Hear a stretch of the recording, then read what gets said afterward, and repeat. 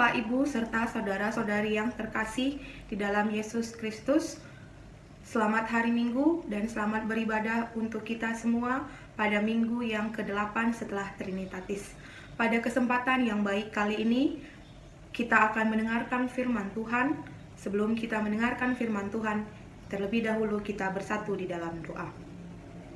Sungguh kami bersyukur dan berterima kasih kepadamu ya Tuhan Allah, untuk setiap berkat dan penyertaan Tuhan di dalam kehidupan kami pribadi lepas pribadi. Kami bersyukur kepadamu ya Tuhan, untuk satu kesempatan yang Tuhan masih boleh beri kepada kami, untuk kami boleh berkumpul di rumah kami masing-masing untuk melakukan ibadah.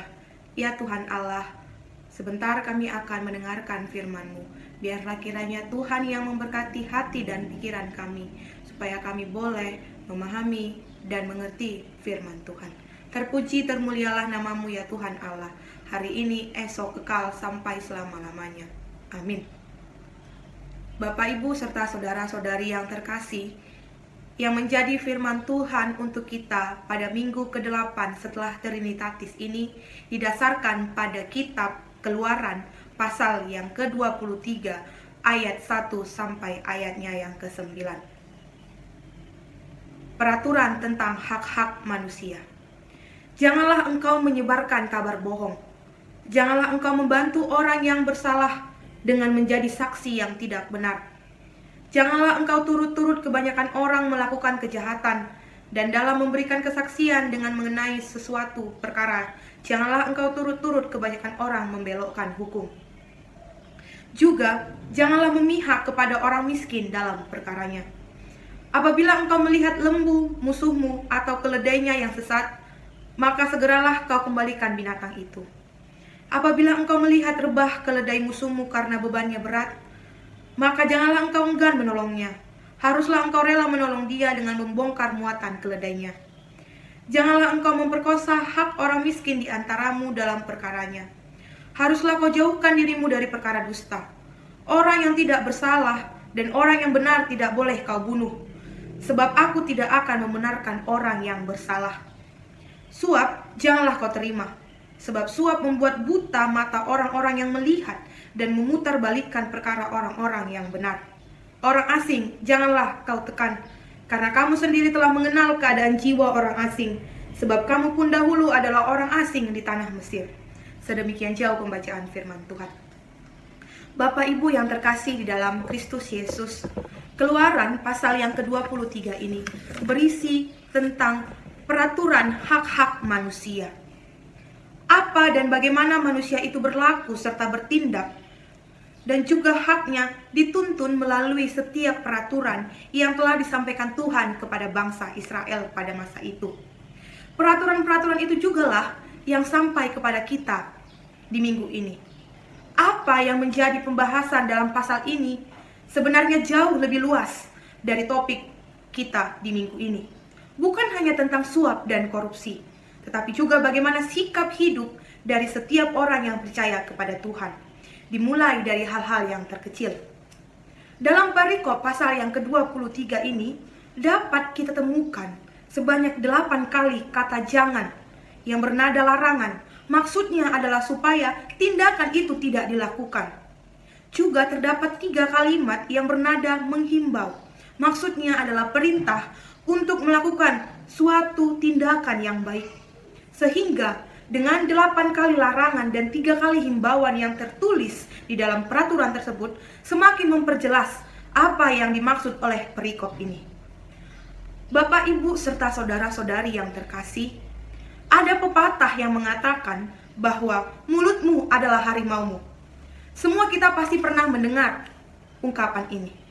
Melalui mulut kita keluarlah kata-kata, perkataan. Apakah itu perkataan yang baik? Apakah itu perkataan yang tidak baik? Poin pertama yang boleh kita lihat melalui perikop ini adalah tidak menjadi saksi dusta. Dalam sebuah peradilan, kesaksian yang diberikan oleh seorang saksi menjadi sebuah bahan pertimbangan yang memiliki dampak yang sangat besar terhadap dibuatnya sebuah keputusan. Maka, janganlah kita menyebarkan berita bohong. Janganlah kita membantu orang yang bersalah menjadi benar melalui kesaksian yang kita berikan. Maka seperti yang tertulis di dalam Matius pasalnya yang kelima ayat 37 dikatakan di sana, ya jika ya, tidak jika tidak, yang lebih daripada itu berasal dari si jahat.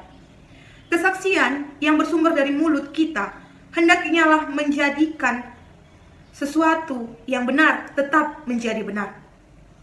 Janganlah kita menjadikan sesuatu kesaksian yang keluar dari mulut kita dari kebenaran menjadi sebuah kesalahan. Malah sebaliknya, kesalahan kita buat menjadi suatu kebenaran. Maka, melalui firman Tuhan hari ini, kita diajak untuk mempergunakan mulut yang telah diberikan oleh Tuhan dengan benar. Jangan bersaksi dusta terhadap apa dari siapapun, seperti yang tertulis di dalam hukum Taurat yang ke-9. Begitupun di dalam Matius 15 ayat yang ke-11 dikatakan di sana bahwasanya bukan apa yang masuk ke dalam mulut itulah yang menjadikan kita najis, yang menjadikan kita berdosa, tetapi apa yang keluar dari mulut kita itulah yang membuat kita najis, itulah yang membuat kita menjadi berdosa. Oleh karena itu, dengan mulut yang telah Tuhan berikan kepada kita, mari kita pergunakan dengan sebaik-baiknya. Poin kedua yang boleh kita lihat melalui firman Tuhan pada hari ini adalah menegakkan kebenaran. Terhadap apa yang terjadi, bagaimana terjadinya kebenaran setiap manusia pasti berbeda-beda. Tergantung dari sudut mana, dari sisi mana orang tersebut melihat suatu kejadian, suatu perkara, maka ia menilai itu menjadi sebuah kebenaran atau tidak. Maka kebenaran itu bukan sesuatu yang absolut, bukan sesuatu yang pasti, tergantung dari sudut mana, dari sisi mana orang tersebut melihatnya. Lantas, apakah yang seharusnya menjadi tolak ukur dari sebuah kebenaran? Yang menjadi tolak ukur dari sebuah kebenaran itu haruslah berdasarkan pada firman Tuhan. Maka dalam menyampaikan suatu kebenaran, jangan tergantung pada manusia, pada pendapat kebanyakan orang. Maka kembali lagi pada poin yang pertama tadi, jangan kita bersaksi dusta tentang apa yang akan kita katakan. Di dalam menyampaikan kebenaran, bisa jadi ada berbagai tantangan bagi kita untuk menyampaikannya. Kebenaran akan tertutup jika ada saksi-saksi palsu yang menerima suap untuk mengatakan ketidakbenaran. Kebenaran juga dapat tertutup jika penyampai kebenaran tidak kuat mempertahankan kebenaran yang diketahuinya. Karena apa? Karena terlalu banyak omongan-omongan, terlalu banyak pendapat-pendapat orang yang meracuni pikirannya sehingga ia takut untuk menyampaikan kebenaran. Maka Bapak Ibu saudara-saudari yang terkasih, kebenaran itu haruslah disampaikan menjadi sebuah kebenaran. Pada masa sekarang ini Bapak Ibu serta saudara-saudari sekalian, kita sering mendapat berita-berita hoax yang tidak jarang berita tersebut dapat membuat kita menjadi khawatir. Dengan teknologi yang sangat maju sekarang ini pun, adanya WhatsApp, adanya Facebook, yang para golongan lansia pun sudah dapat menggunakannya. Membuat sebuah berita dengan sangat cepat dapat menyebar. Sekarang ini kita berada di posisi sebagai penerima dan pengirim berita ataupun sebuah kabar. Maka kita dituntut untuk lebih bijaksana dan berhikmat di dalam menerima dan meneruskan berita tersebut. Melalui sebuah berita yang kita terima, hendaklah kita memilah-milah terlebih dahulu berita mana yang patut untuk kita sebarluaskan, berita mana yang patut untuk kita sampaikan kepada orang lain. Sehingga ketika ada sebuah berita yang pada awalnya itu adalah berupa pertanyaan, ketika kita tidak mampu dengan baik menyampaikan berita tersebut kepada orang lain, bisa jadi berita yang awalnya menjadi sebuah pertanyaan itu berubah menjadi sebuah pernyataan. Oleh karena itu saudara-saudari yang terkasih, marilah kita menyampaikan hal-hal yang benar, hal-hal yang baik, tidak menambah-nambahi dan tidak juga mengurang-urangi sebuah berita. Sehingga melalui sebuah berita yang kita sampaikan, relasi kita dengan saudara kita, relasi kita dengan sesama manusia boleh terjalin dengan lebih baik lagi.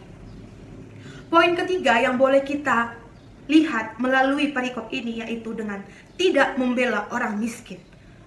Maksudnya adalah kebenaran haruslah senantiasa menjadi kebenaran di dalam keadaan dan situasi yang bagaimanapun. Kebenaran juga tidak memandang status, tidak memandang pendidikan ataupun yang lainnya. maka baik miskin ataupun kaya, jika salah, maka tetap menjadi kesalahan. Melalui ayat yang ketiga ini, kita boleh lihat maksud dari ayat ini adalah bukan karena miskin, maka menjadi berbelas kasihan, sehingga kebenaran tertutup. Karena dia miskin, sehingga ia tidak dihukum oleh kesalahan yang dilakukannya. Benar memang, jika orang miskin harus senantiasa kita perhatikan, kita dahulukan. Tetapi untuk hal kebenaran, hal itu tidak menjadi sebuah alasan. Kemiskinan, status tidak patut untuk diperhitungkan di dalam hal kebenaran. Sehingga kemiskinan tidak menjadi alasan untuk tidak menegakkan kebenaran.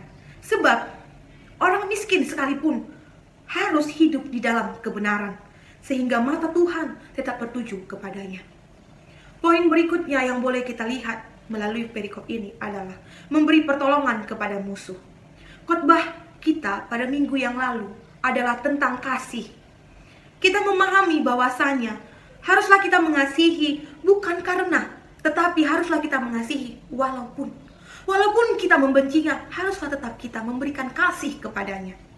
Dalam perikop ini, ayat yang merujuk pada poin ini menggunakan kata apabila, yang artinya adalah seperti kalimat himbauan kepada para pendengarnya dan juga pelakunya.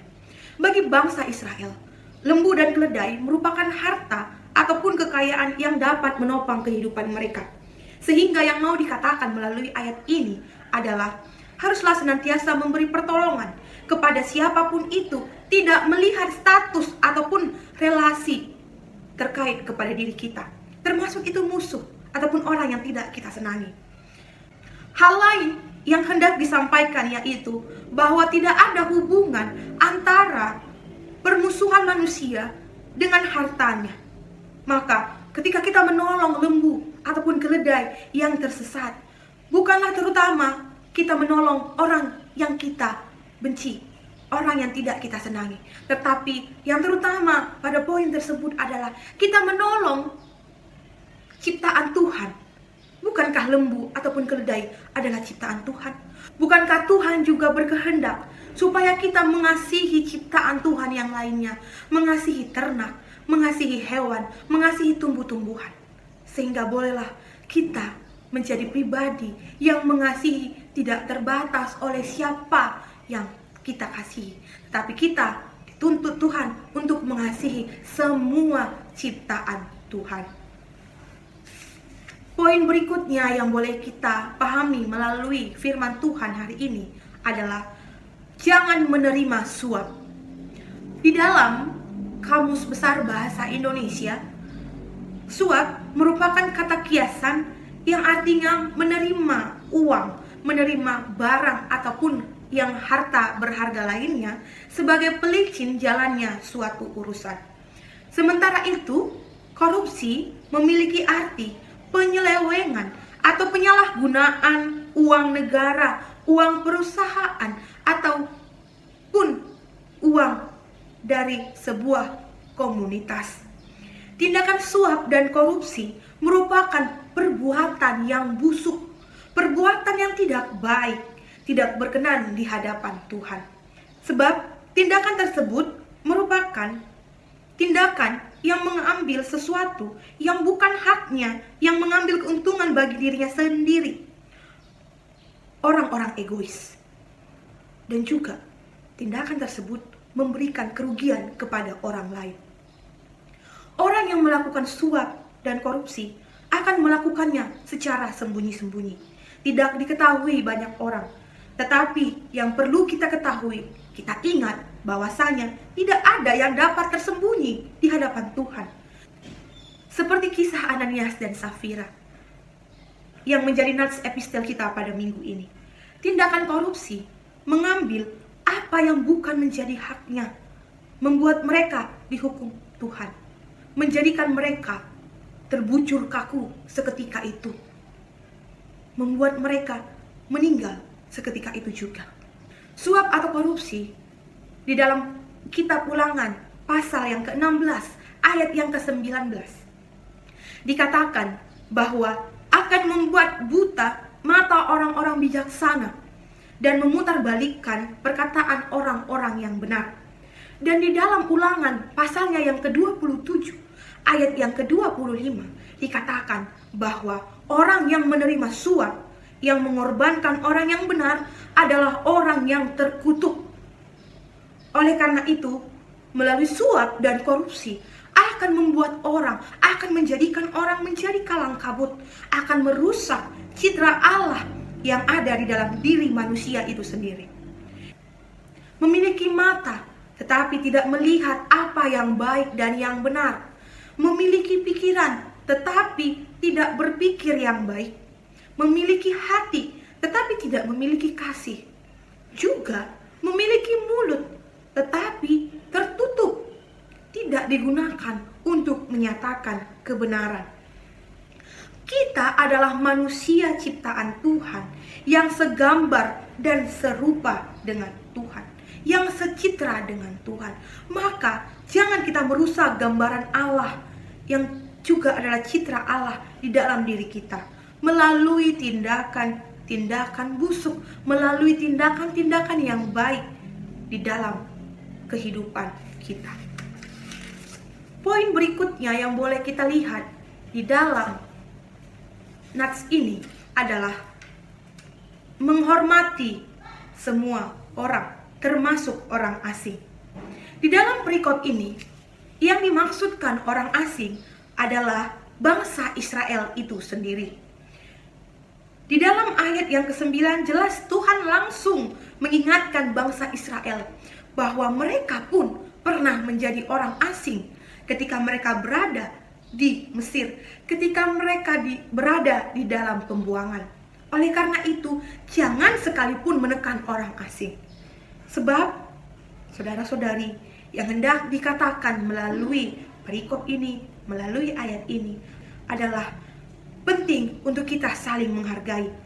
Menghargai siapapun, tidak membeda-bedakan orang, tidak membeda-bedakan orang berdasarkan apa yang dipunyainya, apa yang dimilikinya. Tidak membeda-bedakan orang berdasarkan status atau apapun. Sebab itu, marilah kita menghargai orang tanpa membeda-bedakan siapapun, termasuk orang asing. Sebab baik orang asing ataupun tidak memiliki hak yang sama di hadapan Tuhan. Bapak, Ibu, serta saudara-saudari yang terkasih di dalam Kristus Yesus. Tema kita pada minggu ke-8 setelah Trinitatis ini adalah melawan suap dan korupsi. Di dalam bahasa Batak dikatakan bahwasanya yang menjadi tema kita pada minggu ini adalah makahagigihon sisip dohot korupsi. Makahagigihon berarti sama dengan menjijikkan di dalam bahasa Indonesia. Artinya, tindakan suap dan korupsi adalah tindakan yang menjijikkan, tindakan yang tidak berkenan sama sekali di hadapan Tuhan. Kalau kita jijik atau tidak suka terhadap suatu hal, bisa jadi kita akan meludah. Bahkan bisa jadi kita akan melepeh terhadap hal yang membuat kita jijik. Sama halnya dengan tindakan suap dan korupsi. Tindakan suap dan korupsi adalah tindakan yang tidak sesuai dengan kehendak Tuhan. Tindakan suap dan korupsi adalah tindakan yang menjijikkan di hadapan Tuhan. Maka oleh karena itu, saudara-saudari, mari jauhkan tindakan suap dan korupsi di dalam kehidupan kita. Janganlah kita menjadi orang pelaku ataupun penerima dari suap dan korupsi. Oleh karena itu, saudara-saudari, jika kita memiliki kekayaan yang bersumber dari suap ataupun korupsi, dari hal-hal yang tidak sesuai dengan kehendak Tuhan, maka jangan gunakan itu sebagai persembahanmu. Jangan kita menipu Tuhan dengan persembahan, dengan pemberian kita kepada orang lain, melalui apa yang kita dapat dari jalan yang tidak Tuhan kehendaki. Sebab Tuhan tidaklah segampang dan semurah itu yang dapat kita tipu dengan perbuatan-perbuatan murahan yang kita lakukan. Tetapi yang Tuhan kehendaki melalui kesalahan, melalui dosa yang kita perbuat, Tuhan ingin supaya setiap orang yang percaya kepadanya boleh mengaku dan memohon ampun daripadanya. Sebab di dalam 1 Yohanes pasalnya yang pertama ayat yang ke-9, Tuhan senantiasa menerima orang-orang yang mau mengaku dan menyesali segala perbuatannya di hadapan Tuhan. Oleh karena itu, saudara-saudari, suap dan korupsi adalah perbuatan yang menjijikkan. Maka janganlah kita melakukan perbuatan yang menjijikkan itu di dalam gereja. Jangan membawa perbuatan-perbuatan itu, jangan melakukannya di dalam gereja. Jika di dalam gereja pun kita mampu untuk melakukannya, maka bagaimana lagi kehidupan kita di luar gereja? Ini patut untuk kita renungkan bersama Bapak, Ibu, serta saudara-saudari yang terkasih. Ini bukanlah hal yang sederhana. Oleh karena itu, saudara-saudari, di dalam melakukan kehidupan kita sehari-hari, baiklah kita berpedoman kepada firman Tuhan, supaya apa yang menjadi tindakan dan perbuatan kita boleh sesuai dengan kehendak Tuhan.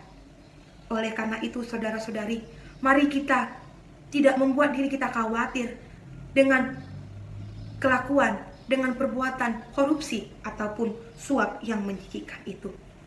Sekali lagi jelas dikatakan oleh Alkitab bahwasanya terkutuklah orang yang memiliki harta yang banyak melimpah tetapi bersumber dari jalan yang tidak benar. Apakah artinya kita banyak mengumpulkan kekayaan di dunia ini tetapi kehilangan iman dan keselamatan di masa depan? Mari kita renungkan firman Tuhan ini di dalam kehidupan kita bersama-sama. Kiranya Tuhan menolong kita untuk kita boleh memahami dan melakukan firman Tuhan. Amin. Kita bersatu di dalam doa. Sungguh kami bersyukur dan berterima kasih kepadamu ya Tuhan Allah, untuk firman Tuhan yang boleh kami dengarkan pada kesempatan ini.